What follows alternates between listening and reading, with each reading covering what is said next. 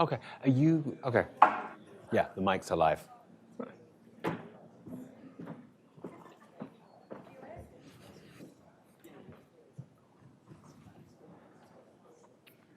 Hey, Fiona, can you hear us okay?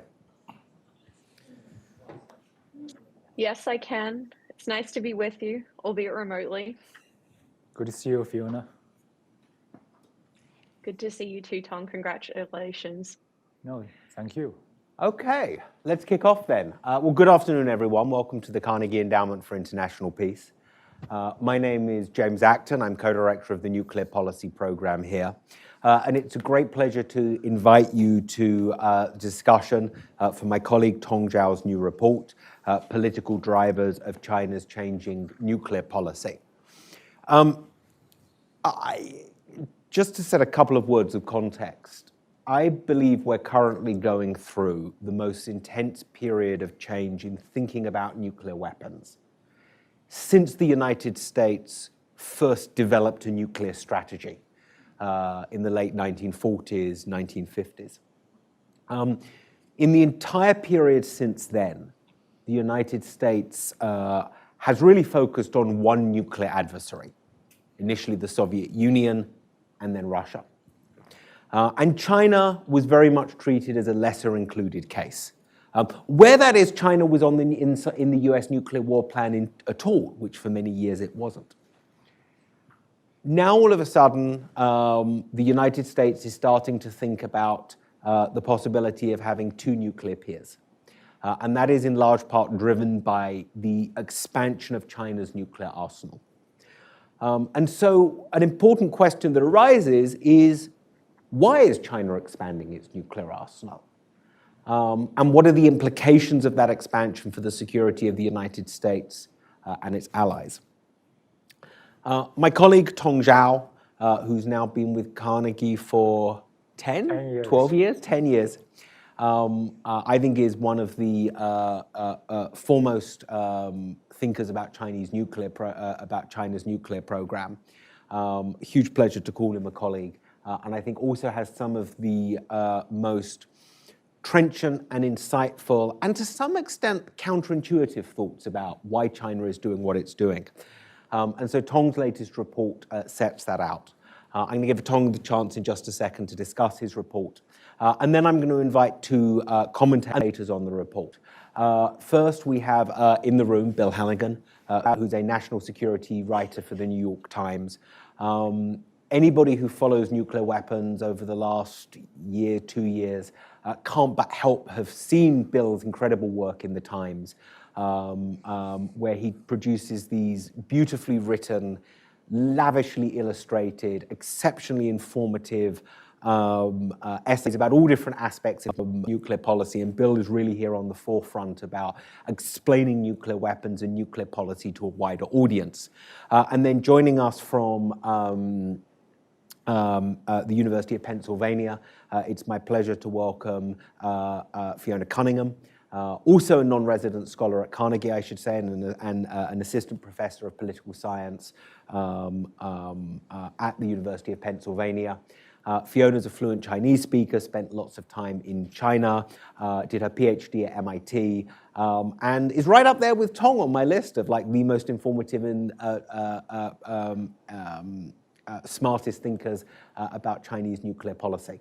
So Tong, let me give you a chance, first of all, to introduce your work. Then I'll turn to Bill and Fiona, and then very much welcome everybody else's questions and comments for a discussion. Tong, please.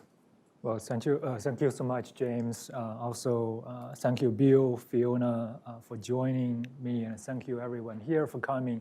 And special thanks to James and Fiona for providing me with really helpful feedback on some earlier drafts of this report. And of course, errors are my sole responsibility.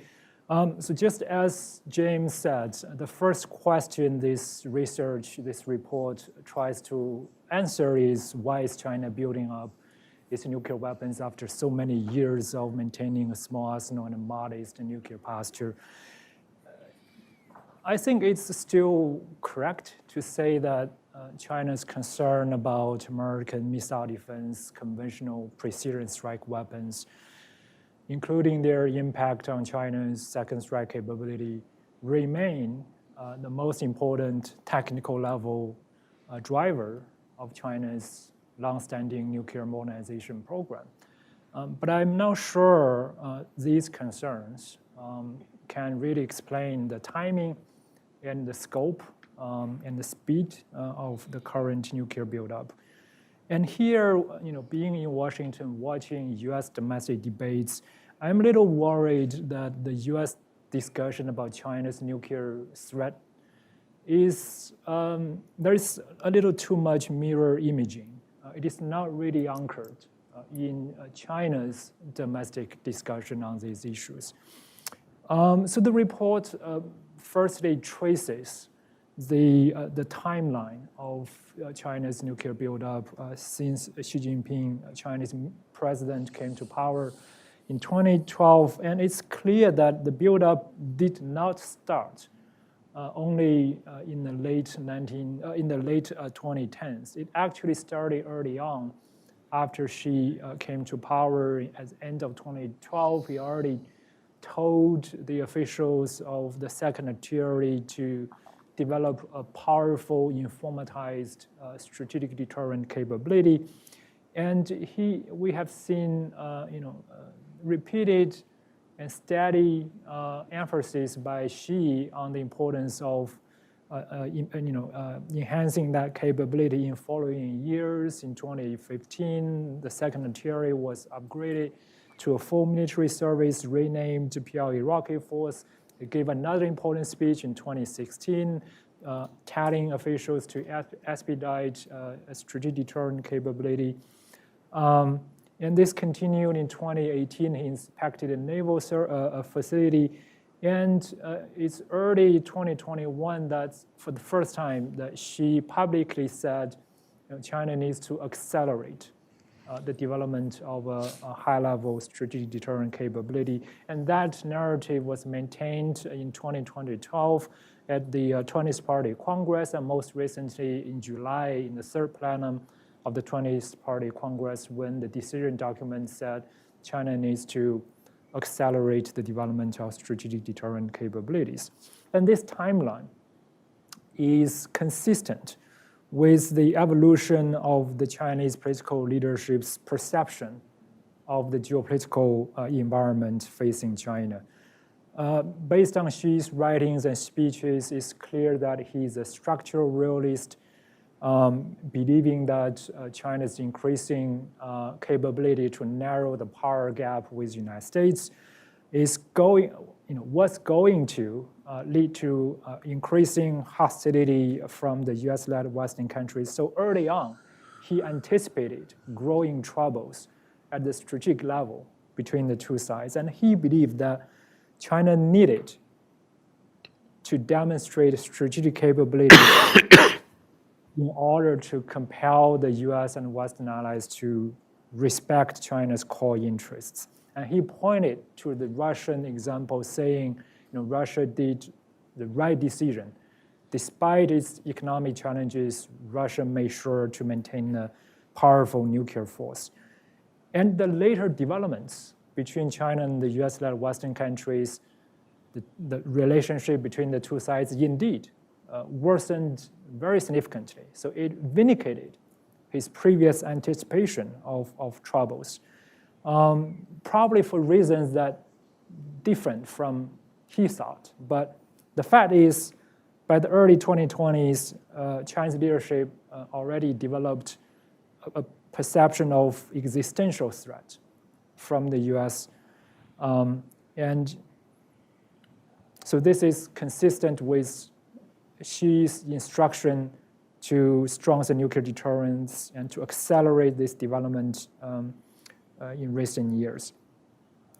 And in this regard, Xi did not really fundamentally departure from the traditional thinking of previous Chinese paramount leaders. All Chinese paramount leaders since Mao Zedong, they stressed the political value of nuclear weapons. The difference is, I think, Xi believed that under his tenure, China was about to really close the power gap. And that led to a qualitative change in the relative balance of power, which requires, as a result, a much greater nuclear capability to counter anticipated strategic hostility. And this thinking also led to the PLA rocket force adopting new mission statements, including the term a strategic counterbalance, which basically tells the same idea that nuclear weapons can somehow influence China's rivals' overall approach towards China in foreign and security policy. And this thinking is also consistent with leading Chinese experts' understanding of China's nuclear strategy. Li Bin, for example, a leading Chinese nuclear policy expert, many years ago concluded that China's nuclear strategy is really about counter-nuclear coercion. He summarizes Chinese thinking as such that what China really worries is the self-perception of the United States of its nuclear security. And that self-perception could somehow embolden US overall approach towards China. And that's what China worries about. And so this is somewhat different from the logic of purely maintaining a second strike capability after absorbing a disarming first strike.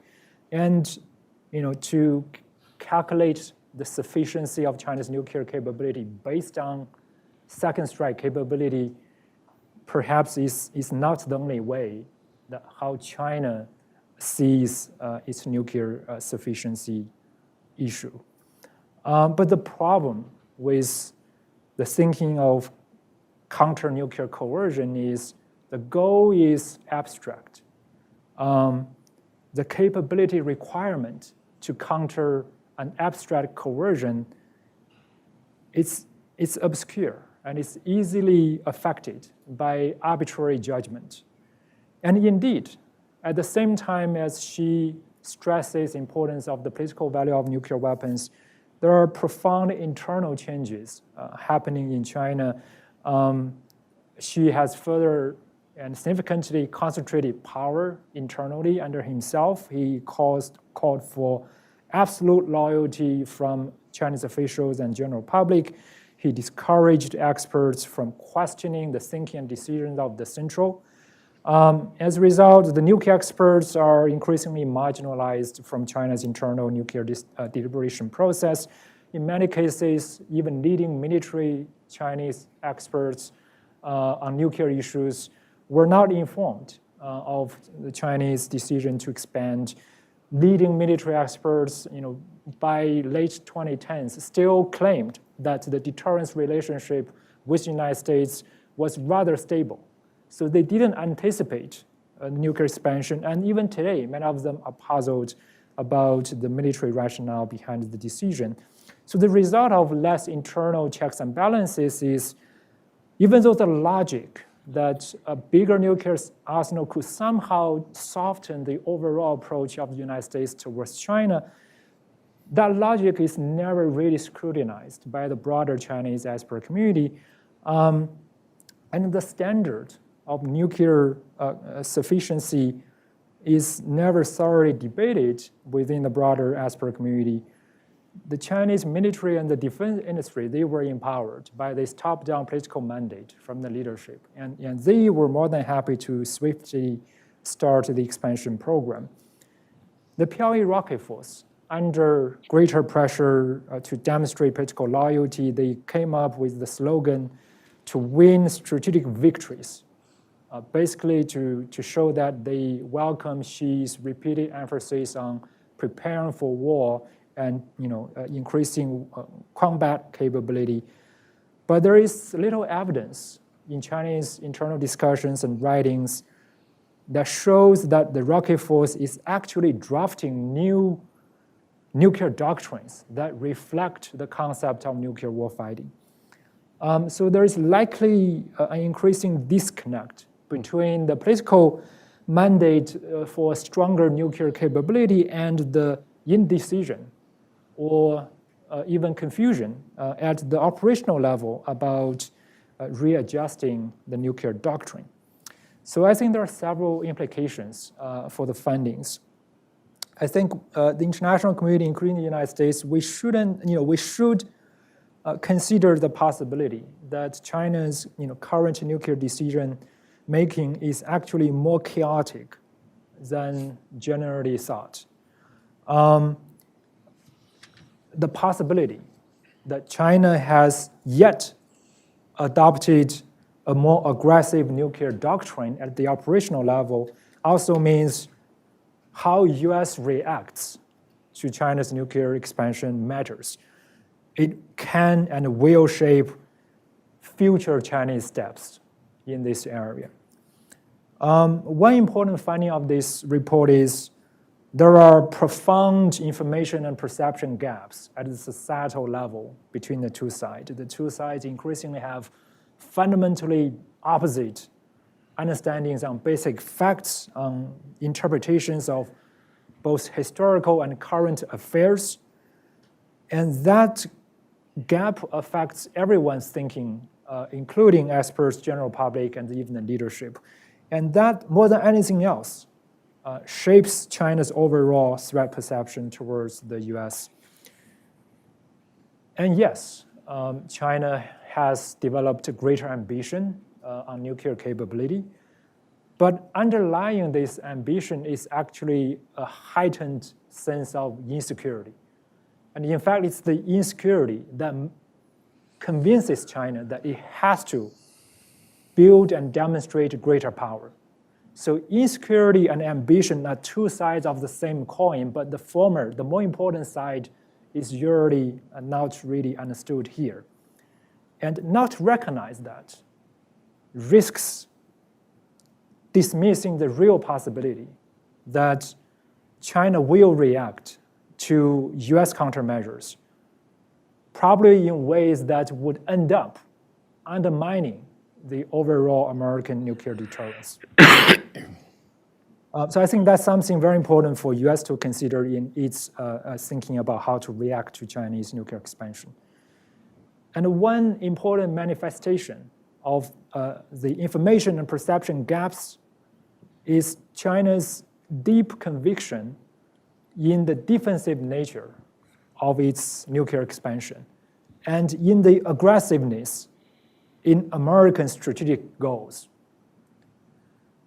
And that leads to China's efforts to further entangle the US-China nuclear relationship with the overall bilateral relationship. China refuses to discuss nuclear issues, let alone arms control issues, unless the US makes important concessions to address the broader political problems in the bilateral relationship. And that's the fundamental cause of the current arms control talk deadlock between the two sides. And this report concludes that we really need to seriously address the underlying rivalry, the political problems between the two sides, if we want to achieve substantive progress on operational level issues, including nuclear stability. This is, of course, not to dismiss the important role of traditional arms control measures or efforts to compartmentalize the nuclear relationship from the broader bilateral relationship. But given China's unique threat perception and its deliberate effort to entangle the two relations, we may have to work on both challenges simultaneously.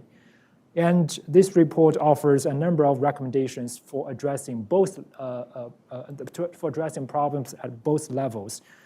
For example, I'll be very brief. To address the overall rivalry, the report makes the argument that there's a need for joint strategizing by the broader policy community here and in other countries in the broader international community, including China specialists, to understand how to tackle the overall information perception gaps and its consequences on the bilateral rivalry. We may need a whole of government, if not a whole of society approach to mitigate the impact of the gaps. We may want to explore measures such as principles of, agreements on principles of behavior between the two sides. And we also, to succeed, we also need policy tools beyond only enhancing military deterrence capabilities. And on technical measures to enhance nuclear stability, the US could benefit from a more responsive and flexible attitude towards China's counter-proposal on no first use discussion. The two sides can start this discussion with a general dialogue about what constitutes credible no first use policy, and to address the conventional nuclear linkage, to recognize that genuine threat concerns in US allies about conventional level military aggression from China constitutes a real obstacle to Chinese effort to promote no first use with the United States.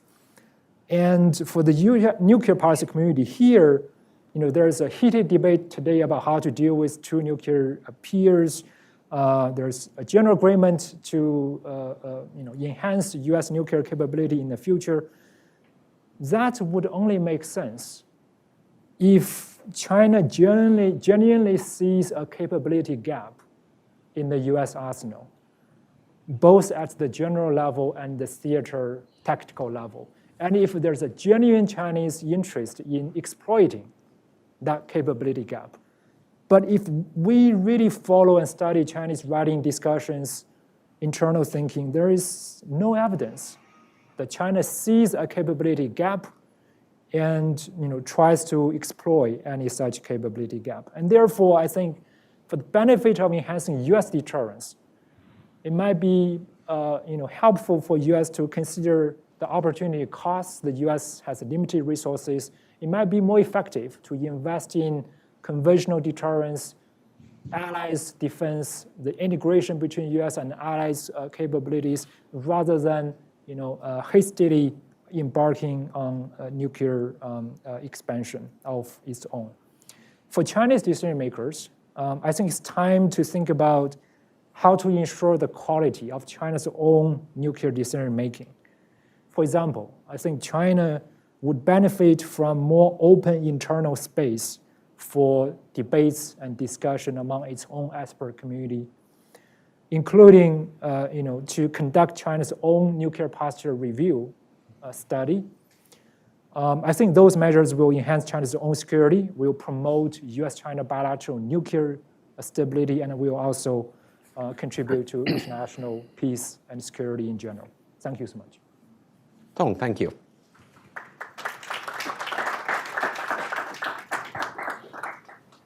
Bill, let me turn to you to give a few minutes of thoughts about Tong's report. Thank you. And the China NPR would be really welcome in the journalistic community. We don't have many insights into China's strategy and policies, so any additional information would be welcome.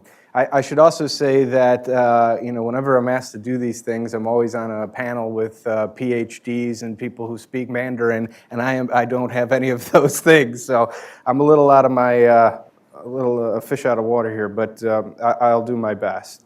The report that you put out, I read everything that Tong writes, and my first takeaway was about you questioning this China's buildup as if it's part of is it a part of a larger plan? Is this something that is thought out? Because the tendency in the United States specifically, and if you hear Congress talk about this, it's China's 10 feet tall, and they're worlds away from U.S. and they're schooling us on the future of nuclear arms, and we have to play catch up in terms of technology. And there is no real information to suggest that it's anything that there is this sort of more graduated idea in Beijing about what they're pursuing. So, what about the diplomatic part of this? Is the buildup a way for Beijing to come to the United States or Moscow to talk about future arms control deals from a position of parity? That has remained seen as well. So, what is the U.S. doing about it? You started off the report talking about Beijing or Xi and Biden's first meeting. We've had, San Francisco. There was an initial conversation that was done with the State Department a year ago today. That seems to have borne no fruit. We do see some green shoots, of course, with the offer of no first use. Although to hear the State Department say that was more for PR purposes than actual policy making. And then we do see some launch on warnings possibilities. But I think that the ICBM test recently that China undertook after 20 years of not taking such a test, although it wasn't the most welcome news, the fact that they did warn the United States ahead of time about that test, I think shows that maybe we're making a little progress when it comes to open lines of communication.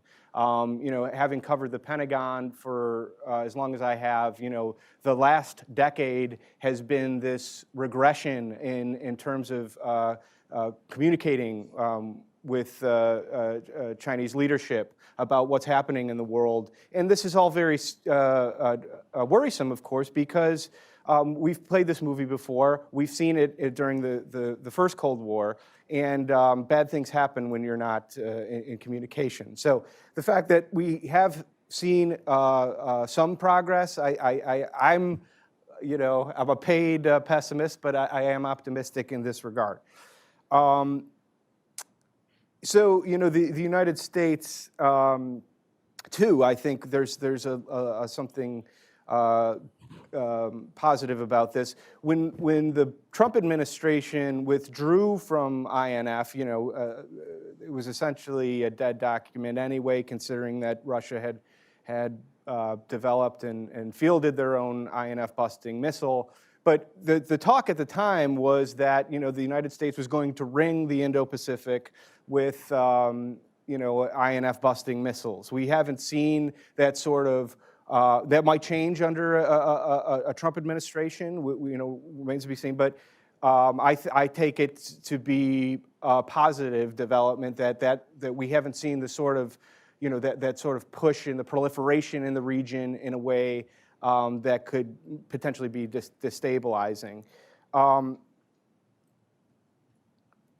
Yeah. So and again, the real problem that I have as a journalist is just discerning fact from fiction when it comes to China. I think there has been in recent years in Washington a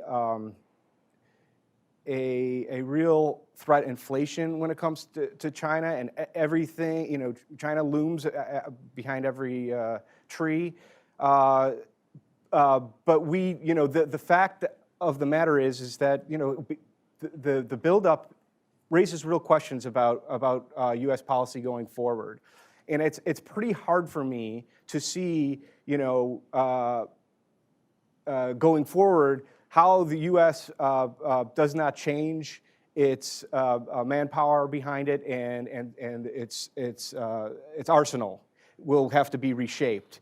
It's a you want to pull your hair out because you feel like you've seen this movie before and we barely got through it, and now we're in an even more volatile situation. So I'll just leave it on that rosy note. Thanks, Bill. Fiona, over to you. Okay, super. Well, I want to start out by saying thank you to the Nuclear Policy Program and the team at Carnegie for putting on the event, for inviting me to be a part of it, and offer my congratulations and thanks to Tong for writing a really groundbreaking report. I thoroughly recommend that all of you read it if you haven't done so already. And I particularly want to commend this report because this kind of research is so difficult to do these days, and it is so important. So really commending Tong for his efforts. I'm going to highlight, I think, in the next couple of minutes, what I see as the biggest kind of contributions of the report. I may offer some points where I have slightly different takes, but also to highlight a couple of things that I think as a community of scholars, as well as policy experts, we need to sort of think about in terms of big questions this report raises for our next steps in understanding China's nuclear modernization. So for me, I think one of the biggest contributions of this report was to highlight that there is a source of change in China's nuclear strategy, or certainly in its force structure and operations, that no existing theories of nuclear deterrence in academic literature or lessons of history or mirror imaging could have told us. And that is this pursuit of political effects or political stability in peacetime through China having a larger, more sophisticated nuclear arsenal.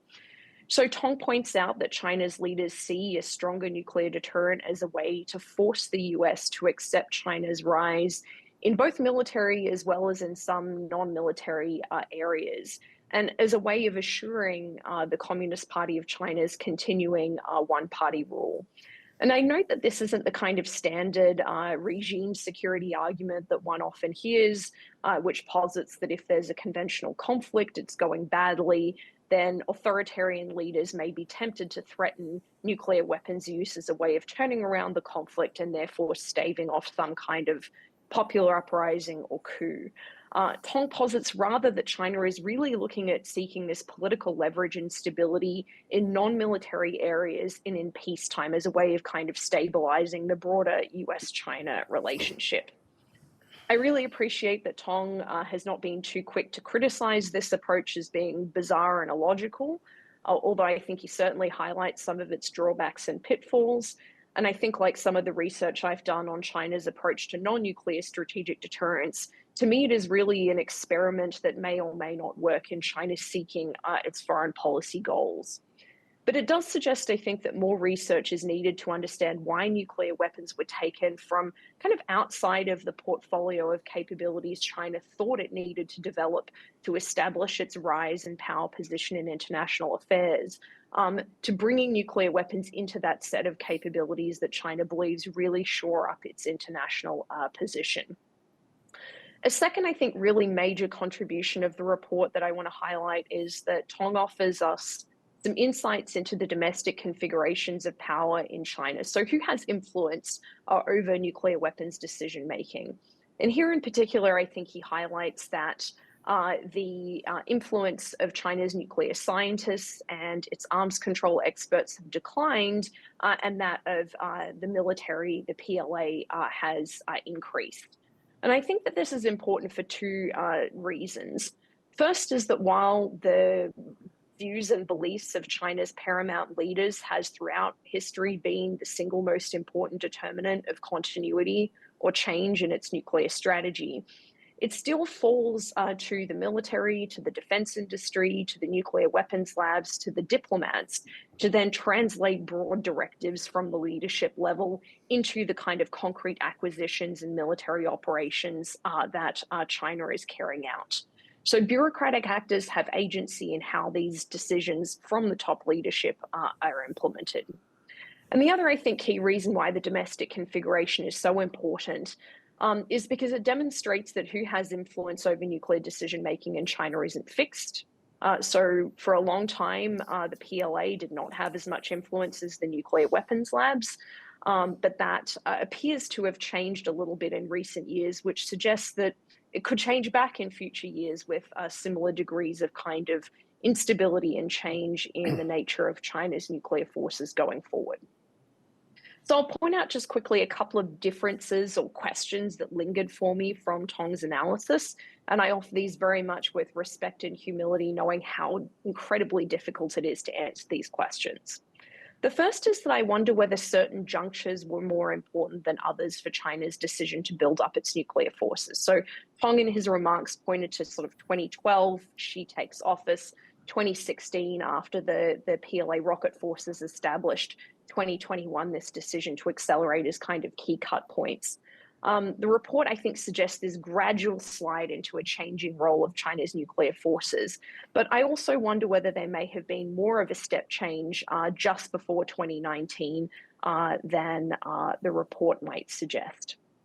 Second, I think it raises the question of what features of China's nuclear arsenal are actually going to contribute to political leverage. It seems like the size of the arsenal, the fact that China now has an operational triad, are really important factors in giving China political leverage. But why these things and why not other types or features of China's nuclear capabilities? I think the criteria for nuclear capabilities that give you political leverage, that build political stability, are obviously not the same ones that allow you to best assure retaliation or to serve other other military missions. And so I'm really curious to think a little bit about how China's leaders identified what a nuclear arsenal that was going to serve this kind of political stabilizing purpose look like. I'll conclude just with a couple of big questions that I think as a community we need to think about going forward to better understand where to go with the relationship with China. One, I think, is to pay attention to whether or not China's views about the credibility of threats to actually use nuclear weapons against a nuclear armed adversary have changed along with these changed political beliefs about the political utility of nuclear weapons.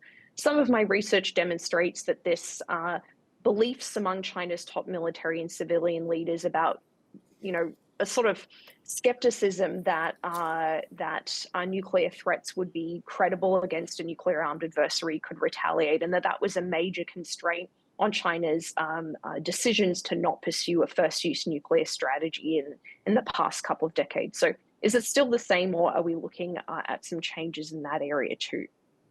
The second, I think, big question is that we need to better understand the roots of the asymmetry in priority accorded to nuclear risk reduction in China versus the US.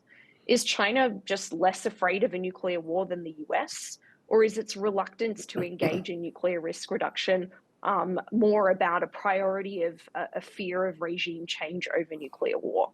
And the final question I would just pose, and perhaps the largest one, is how is China's larger, more sophisticated nuclear arsenal going to be used going forward, especially since nuclear capabilities are being pursued for some non-military reasons? What does that mean about the future of China's actual nuclear operations? I'll pause there and really looking forward to the discussion.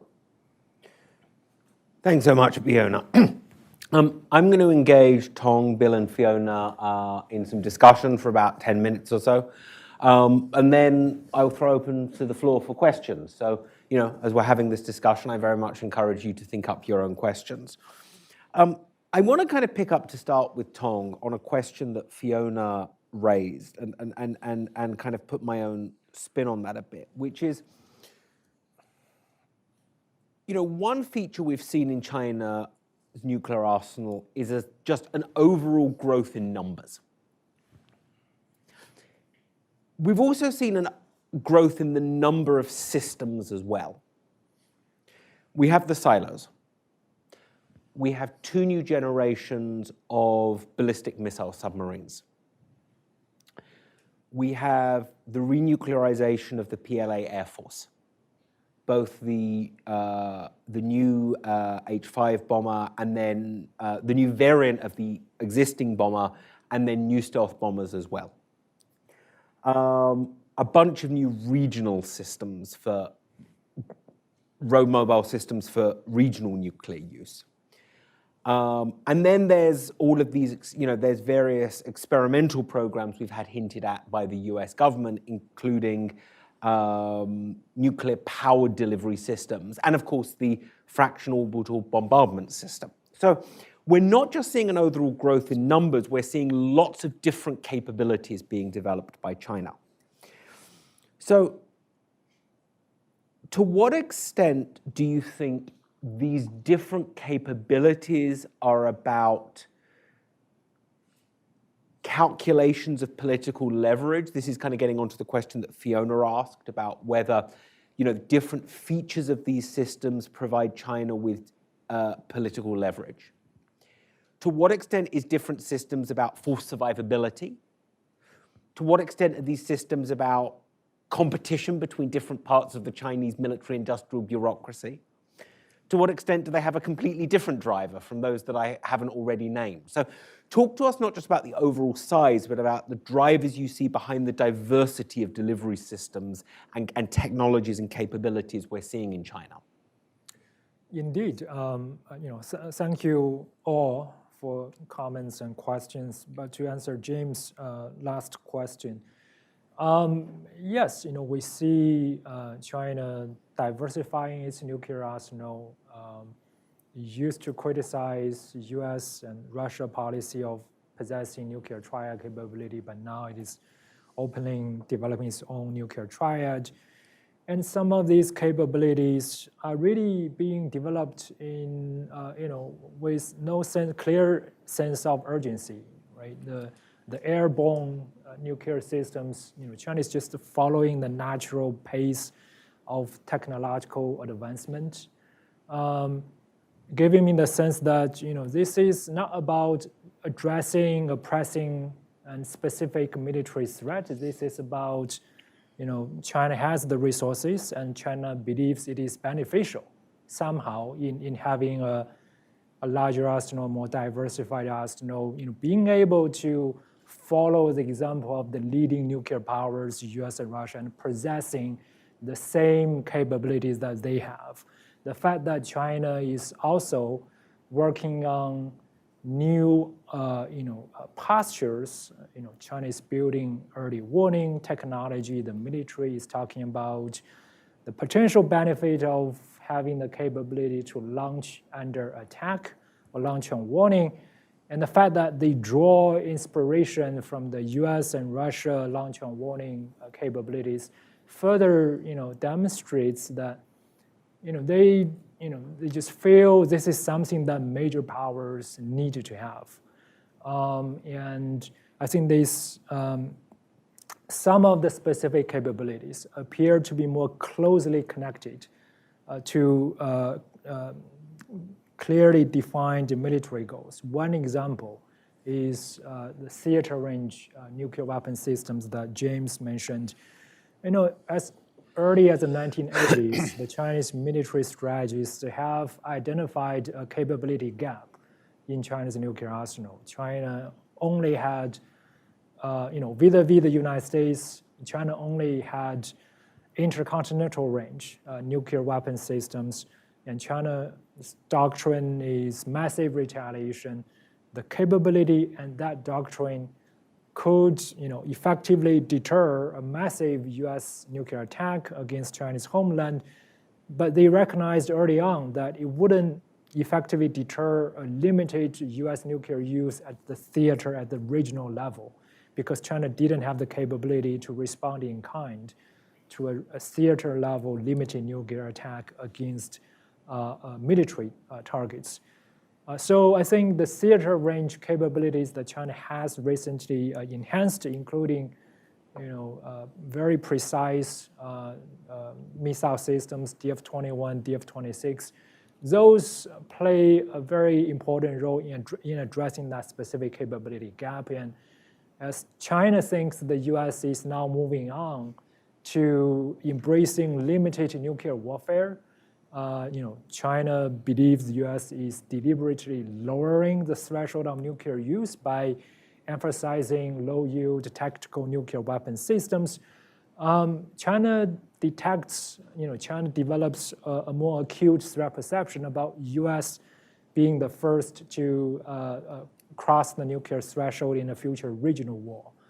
The fact that US is indeed losing some of its conventional military superiority at the regional level in Asia-Pacific, and the fact that some American strategists are openly talking about the need for the United States to rely more on nuclear weapons, to deliberately threaten nuclear escalation in the future conventional with China, further convinced China that China needs to be able to respond in kind to even a limited nuclear attack in a regional war. So that part of nuclear capability makes more military sense. But there are other parts of the nuclear expansion that doesn't make immediate military sense, especially the large, the hundreds of silo-based ICBMs. They wouldn't contribute directly to the Chinese need to manage a nuclear escalation.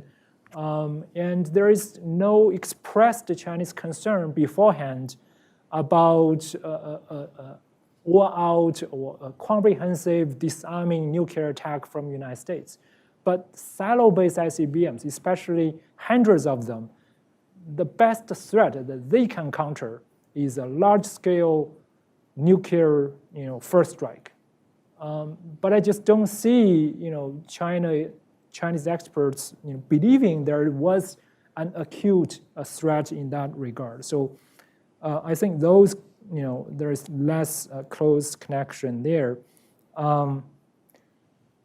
So I think that's why I think the entire the expansion program is actually more chaotic. And people at the operational level have not thought through what's the best operational doctrine for China to adopt and how to connect operational capabilities and the doctrines with the broader goal of achieving strategic counterbalance. I think that's certainly something we need to closely monitor, but also remember, again, how China will do to draft these operational level doctrines will also be influenced by what other countries do, especially by what the United States will do next. Can I just ask? Bill, yeah, sure. So, why is China's? Why wouldn't the underpinning rationale for China be the same for the United States when it comes to land-based ICBMs? My point is, from the military perspective, large-scale ICBMs, silo-based ICBMs, their best military utility is to deter and counter a large-scale nuclear disarming strike.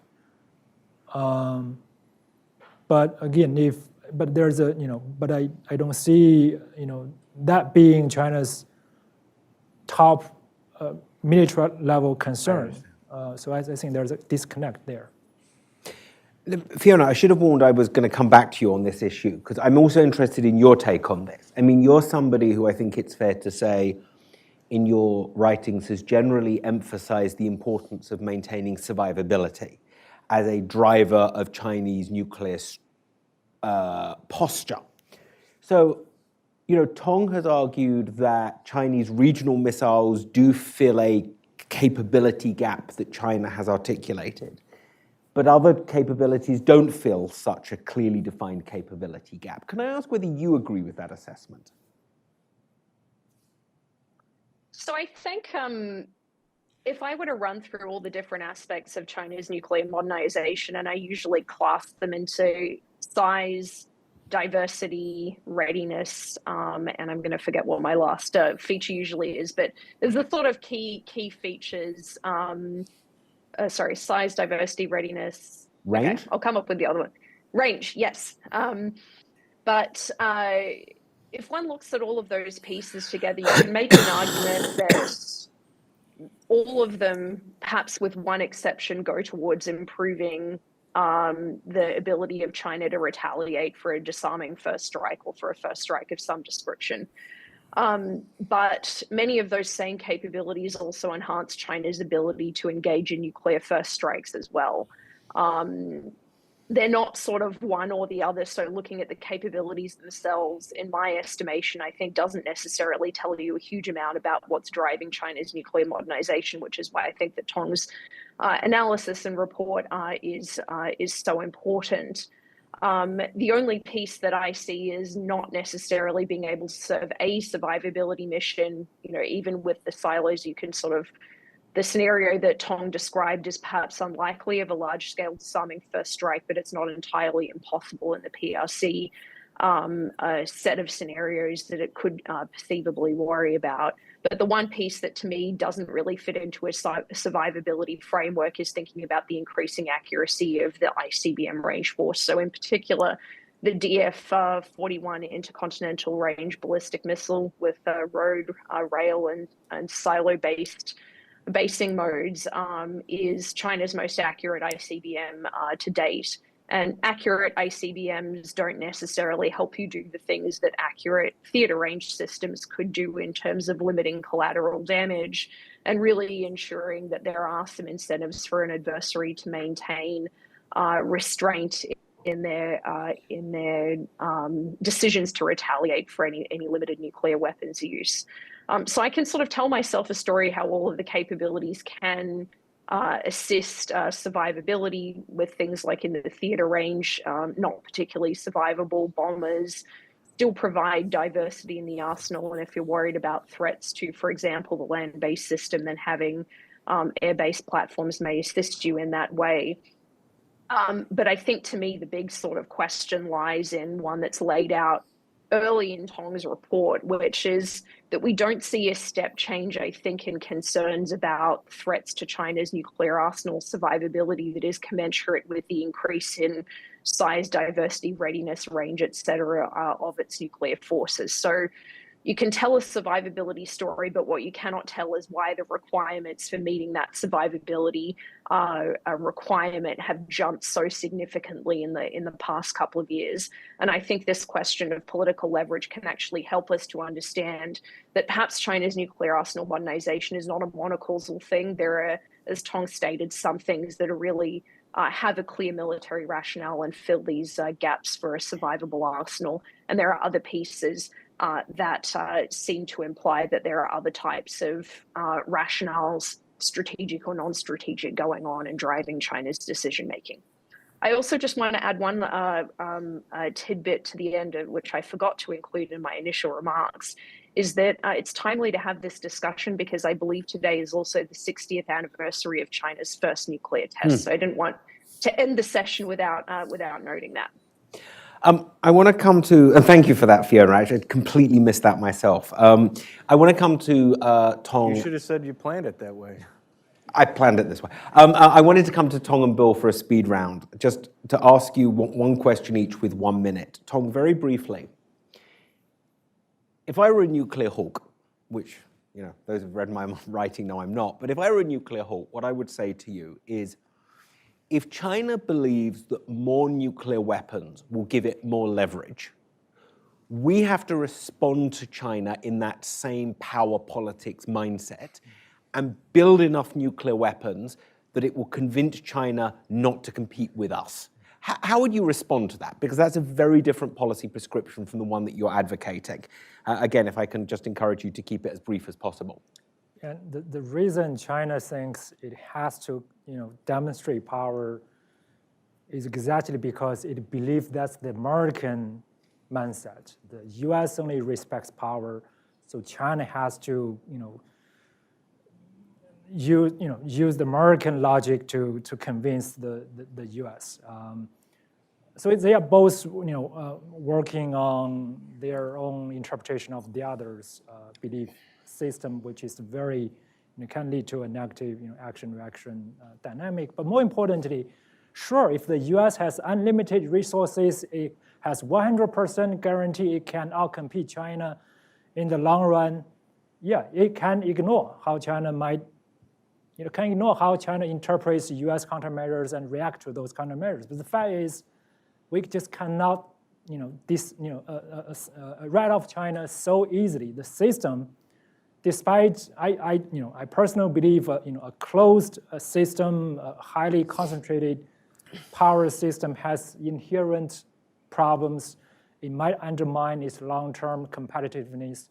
But remember, the U.S., the Western systems as open systems, as more democratic, liberal systems, it has inherent advantages, but it also faces greater challenges because you are the pioneers of human experimentation and exploration. You encounter new challenges that China's more closed system does not necessarily encounter. So there's no guarantee the US has absolute advantage to outcompete China. As a result, I think the US has no choice but to seriously consider how its own actions might be interpreted back in Beijing and then being reacted to. Bill, I wanted to ask you exactly on the point that Tong ended with, which is Tong said the US really has no choice at this point but to consider how its actions might be interpreted in Beijing. You know, you've talked in this about how many Americans see China as being 10 foot tall, as having this great strategic plan. How do you view kind of looking at this through like a political lens, the prospects of, or maybe more constructively, you know, how would you go about trying to convince the US at this point that it is worth looking at things from China's perspective to understand that it's not necessarily such a coherent view, and that there are real costs to this competition? Well, I mean, it's not, you know, when you're talking about American politicians, they don't do gray very well, right? White and black seems to fit the role better. Yes, of course. I mean, you know, the way that the United States always has looked at China, you know, from a political standpoint, is they're intimidating us. Everything that they do is geared towards the United States. I feel like, and this is why, you know, Tongs Report is so important to understand that there are these other factors that are pushing China in this direction. You know, the United States in the military, after 20 years of you know, the global war on terror, has now seized upon China's buildup as a motivating factor to continue with this modernization. Not only to do what it was going to do in after the New START was ratified, but to even go beyond that. I mean, this is what's underpinning that argument now is not only to just do the full-blown modernization, but to add to the arsenal and add other capabilities beyond what was agreed to. You know, from a political standpoint, I feel like that's a winner. That's an easy argument to make to the American public. I don't feel as though that there's going to be a movement in the other direction. I would love to continue this conversation, but let's go to Q&A now. I'm going to take questions in pairs. I'm going to start off with one question from the audience here in person and one question online. Okay, let me begin. Yours was the very first hand I saw, but I'm going to take two questions at a time. So let me start with yours, and then I'm going to do one question online. Please. Thank you. I'm Zeng Jia. I'm from China's Caixin Media in Beijing. I'm a journalist based in DC. My question is about North Korea, because I know Mr. Zhao Tong is a leading expert on North Korea nuclear capabilities as well. I just wonder, how far do you see North Korea and Russia's cooperation will go, particularly in terms of nuclear? What do each party want from the other side? Is this cooperation going to slow down after the war, or, yeah, in general, what's your evaluation? And my second question is to possibly all the speakers. What's your, how do you see the relationship between the United States and North Korea? Like, in which direction it's going in the next 4 years? Is it going to be a drastic change for a possible Trump administration? And also about the prospects of the Harris administration. Thank you. And let me complement that with a question online, which I think also helps pull out the specific argument you're making, Tong, which is you argue that China believes that a larger nuclear arsenal will give it more political leverage. Is this about achieving leverage over a specific issue, and the questioner mentions Taiwan specifically, or is this about achieving more general political leverage with the US? So let me go to Tong, firstly on that question about the nature of the leverage, and then secondly, Russian-North Korean cooperation, and then any of the panelists who want to weigh in on the North Korea question. Well, thank you. I think on Taiwan, there is actually more coherence in the thinking, because if China has sufficient nuclear capability to respond in kind to a limited U.S. nuclear use, if China can demonstrate its capability to control and manage nuclear escalation, something that it didn't have previously, it could demonstrate to the United States that China does not fear nuclear escalation in a conventional war over Taiwan. And that can help deter a nuclear conflict from happening in the first place. And by demonstrating that China doesn't worry about nuclear escalation, it can also further dissuade the US from considering conventional level military conflict with China over Taiwan. So the logic goes, yes, through a long chain of steps, that more diversified nuclear capability at the theater level could somehow soften or compel the United States to soften its overall position on the issue of Taiwan.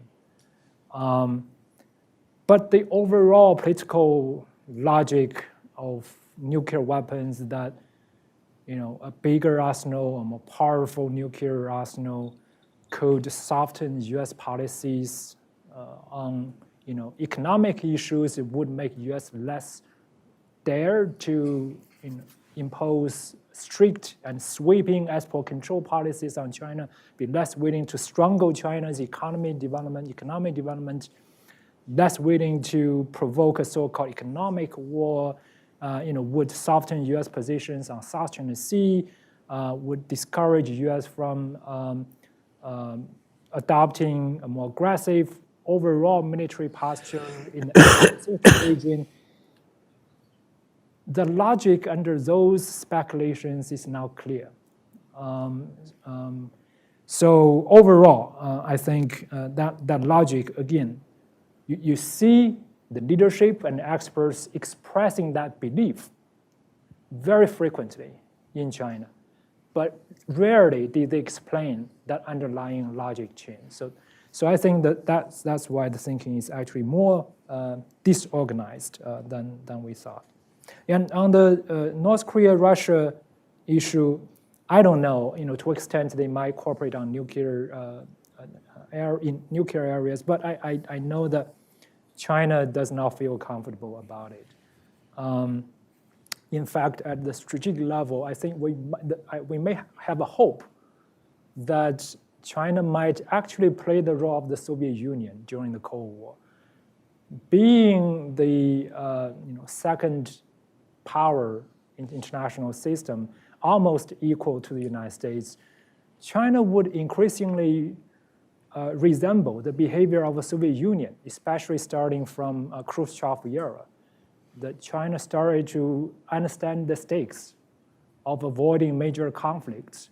And China, like Soviet Union, when Soviet Union was trying to calm down China, Mao Zedong wanted a major war. Mao Zedong didn't care nuclear escalation. He spoke about it repeatedly, but it's U.S. Soviet leadership that tried to contain a more hawkish China. I think the hope is, as China becomes a greater stakeholder in the international system, the interest gap between China and Russia, and also between China and North Korea, will increase. I think that provides a foundation for some China-Western coordination and cooperation, including, especially when it comes to North Korean nuclear programs, I think China really worries about North Korea's increasing reliance on tactical nuclear weapons, which will be used early in the future regional war that can drag China into an unnecessary conflict with Western countries. And China doesn't really trust Russian and North Korean leaders, knowing they are both very nationalistic leaders who prioritize their own national interests or regime interests over anything else. So I think actually there is more potential space for cooperation with China in containing the negative impact of North Korea-Russia cooperation. Bill, Fiona, do either of you want to come in? I can. The North Korean threat has only evolved over the last 4 years. The Biden administration has done very little substantively when it comes to North Korea. I mean, we do have the Washington Agreement, and some of the software was changed in the. What's going to be interesting to me is whether or not the next administration is going to seize upon this kind of a sea change in terms of South Korea and Japan's willingness to, their openness when it comes to nuclear sharing agreements. And I do feel as though that has implications. I mean, China's going to care about that, right? So that's I think that's an interesting sort of crossroads that the next administration, if they decide to pick that up, could be pivotal. Fiona, do you want to come in? I will just offer one brief thought, actually, not on North Korea, but on the leverage question, just to note that in some of my own research and conversations, political leverage over the Taiwan issue tends to come up more frequently than the broader relationship. But that's been part why I find Tong's analysis on this point persuasive, looking at the kind of coherent logic on the Taiwan piece and the slightly less fleshed out logic on how political leverage can be useful in other forms of or other areas of the relationship, especially in the non-military areas. To me, that's where the real experiment that China is running is occurring, and that's all. Okay, thank you. Let's take some more questions. Let me go to gentleman over there.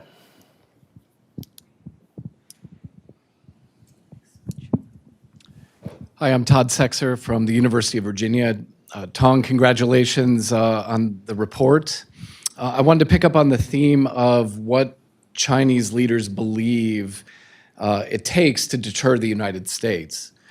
I would imagine, because it's so hard to know the answer to this question and nuclear threats are so rare, that Chinese leaders would be paying pretty close attention to the Russia crisis and Russian nuclear threats and the effect that they've had on the United States. I think here the conventional wisdom seems to be that Russian nuclear threats have not been credible, that the US has mostly been not deterred, but I care less about what we think and a lot more about what China's leaders think. Do you have a sense of what lessons Chinese leaders have drawn from watching US responses to Russia's nuclear threats about what it takes to deter the United States with nuclear weapons?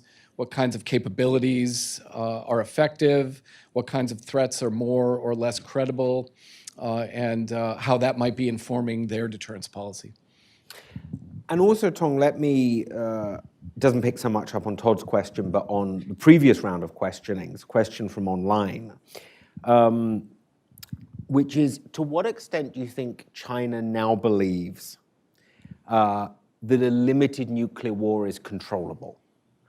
If specifically there was nuclear use in a Taiwan contingency, to what extent does China think that would almost inevitably escalate out of control into a global nuclear war, versus to what extent Chinese leaders believe it could be kept to a limited nuclear contingency? Both of those questions for you. Thank you so much. Todd, on your question about Chinese perception of what it takes to deter the US. Again, we see China bases its standard of capability sufficiency on its perception of U.S. thinking of Chinese capability sufficiency. Right? Chinese experts have conducted studies to see whether U.S. nuclear strategists believe China has a credible nuclear deterrence. And that's a very important yardstick that China uses to measure. So it's all interactive. But that's at the general level. About specific, Russian deterrence effect in Ukraine, the general Chinese assessment is, based on what is available publicly, is, the nuclear signaling worked to, largely worked to contain the level of Western military support. Initially, it also helped delay Western economic sanctions, and it moderated Western political efforts to isolate Russia internationally. The concern about nuclear war also influenced the thinking and positions of the rest of international community, global South countries. They don't want to make Russia isolated too much. They want to avoid leaning too harshly on Russia. So all of that concern about nuclear escalation worked to Russia's benefit. But China also, from time to time, became quite concerned about actual Russian employment of nuclear weapons. And that relates to the second question, does China think limited nuclear war can be controllable? I think Fiona is the one that has done leading research on this topic. The traditional Chinese view is very different. The traditional Chinese view is nuclear threshold is very hard to be crossed. Leaders, they are ultimately rational, prudent strategists. They might bluff, they might posture, but they are very hard to really push the nuclear button. But in case nuclear weapons were used, then it's really impossible to manage escalation. It will very quickly escalate all the way into an all-out nuclear exchange. So that's the traditional Chinese view. But I think over time, especially in recent years, that traditional thinking is being challenged within China. Not least because China genuinely thinks the US is now moving towards further embracing the concept of limited nuclear warfare.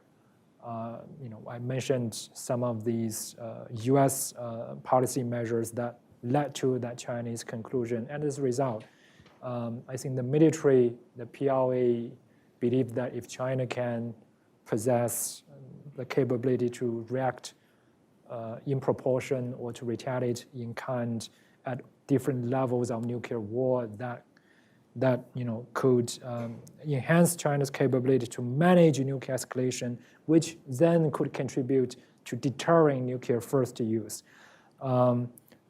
China, I don't see China having a systematic theoretical debate internally about whether nuclear war can be controlled.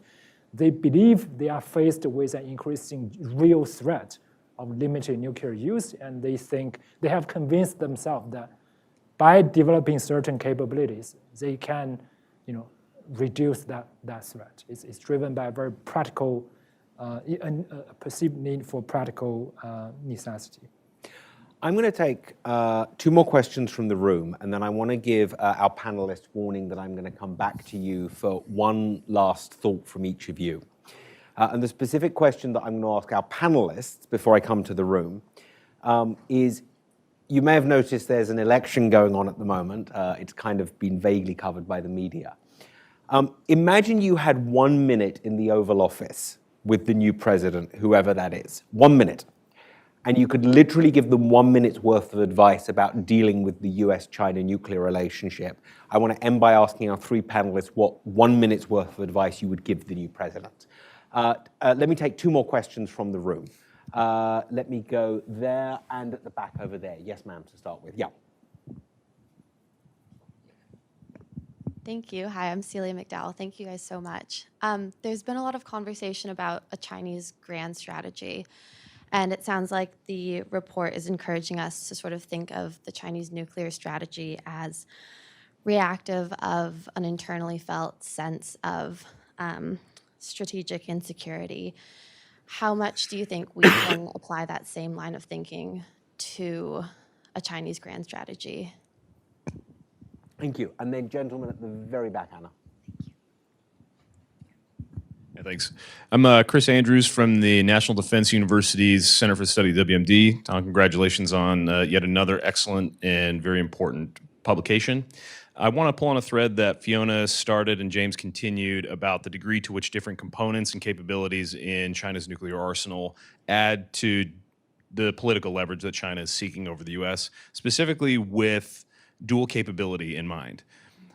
When I think of dual capability, I immediately think to systems like the DF-26 or the other regional capability, the H-6 bomber. But I'm also aware of recent reports from DoD about the possibility of a conventionally armed ICBM in China's nuclear arsenal at some point. So I'm wondering, what kind of political leverage does China gain from introducing and adding more dual capable systems into its arsenal, understanding the differences in range and context for the ICBM versus the regional systems? Thank you. And I'm pretty sure I said H5 earlier when H6 is, of course, the correct number for the bomber. Tong, and then I'll come to all of you for a last thought. I'm sorry, I'm not sure I totally got the first question, the grand strategy. Oh, mine. I was sort of wondering if we're looking at the Chinese nuclear strategy as more a reactive tendency to an internally felt insecurity. Should or can we look at a grand strategy in that same way as more reaction to insecurities in the political leadership than as something inherently aggressive?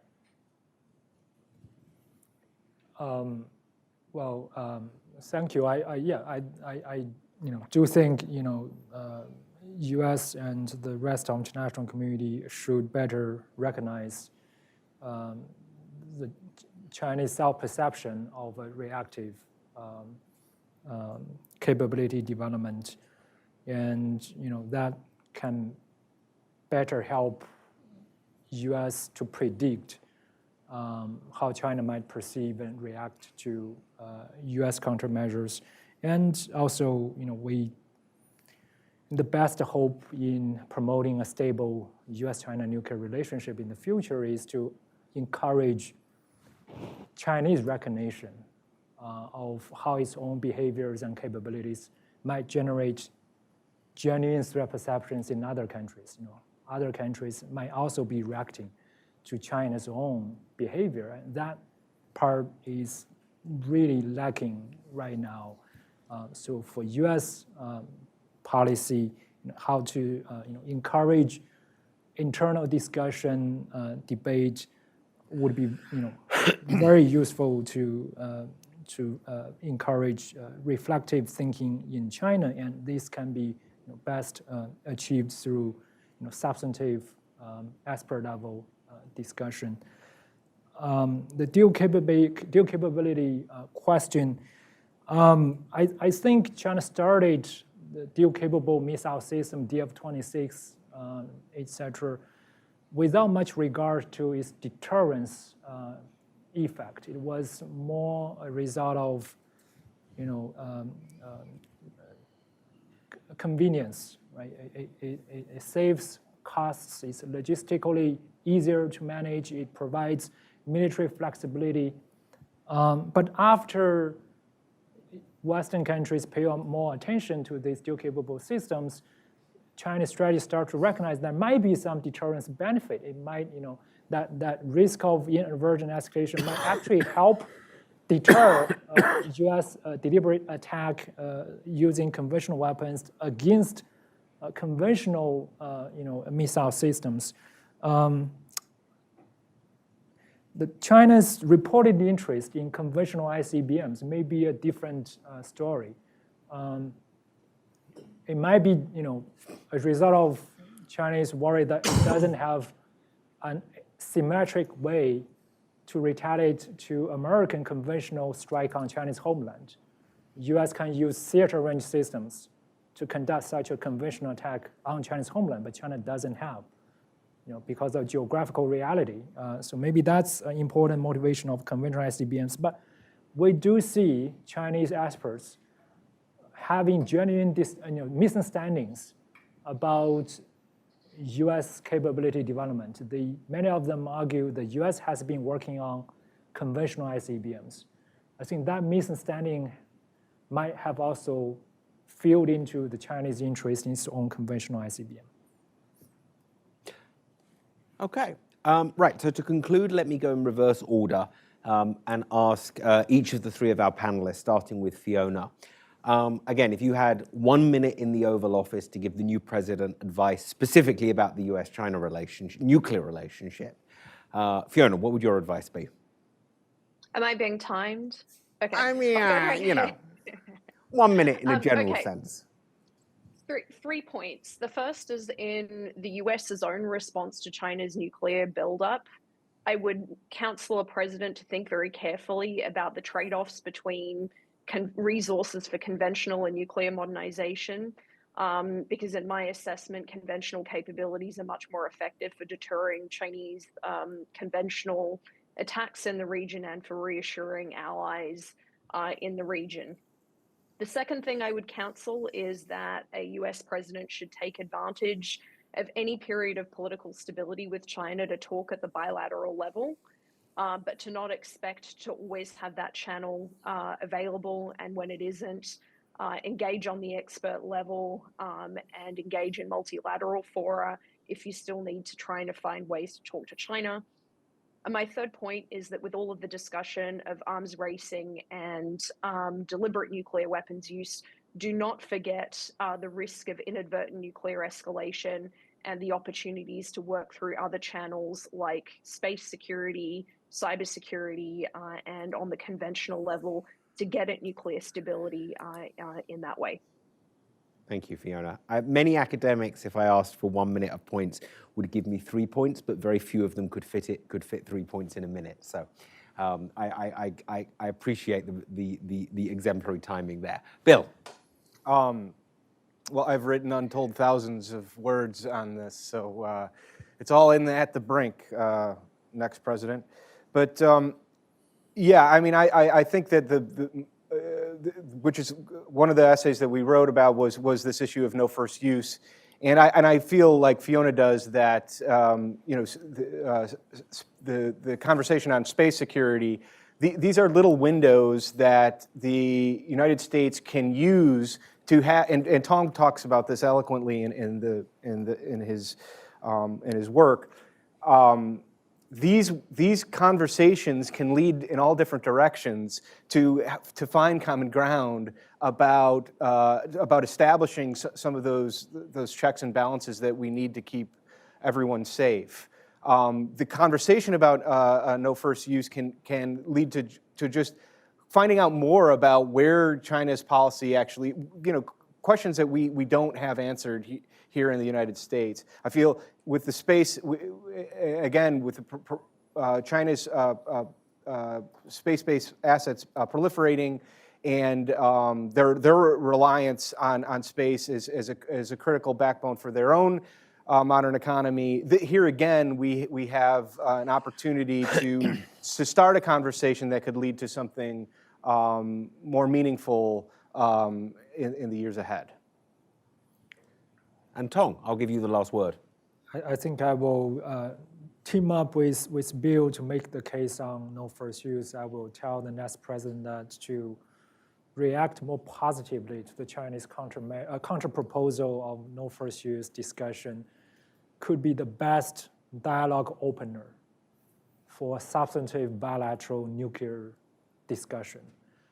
And the US can do it in a way without undermining any US security interests, because there are issues that can be discussed first like a general standard of a credible no first use commitment, like the conventional nuclear linkage as a precondition to discuss more specific no first use agreement, they can start these discussions without making any commitment to changing existing US policy. So, and for US senior leaders to send the signal that US is willing to respond to the Chinese counterproposal has the best hope of changing Mr. Xi's thinking that the US is now more serious and more willing to accommodate Chinese perspective.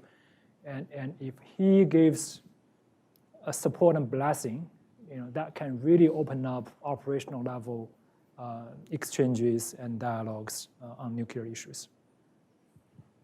Thank you so much. Let me conclude by saying, firstly, thank you to all of you joining us in person and online today, and for asking such a great set of questions.